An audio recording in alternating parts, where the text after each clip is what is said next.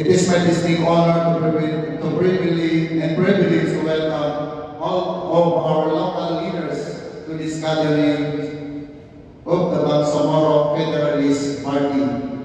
Isang mainit na pagtanggap sa ating mga masisipag na opisyal at mga kinatawan ng iba't ibang munisipyo upang makiisa sa araw na ito. Ang inyong pagdalo ay patunay ng inyong walang sawang pagmamahal sa ating komunidad at sa buong rehiyon.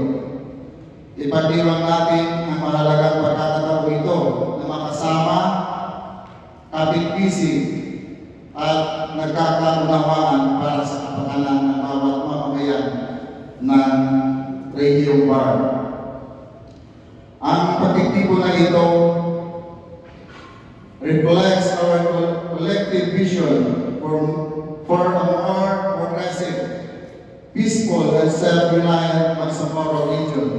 Bagos nating sinusuportahan ang mga plataforma at alikain naglalayong maghahatid ng tunay na kaunlaran, katarungan at kapayapaan sa ating nasasakupan.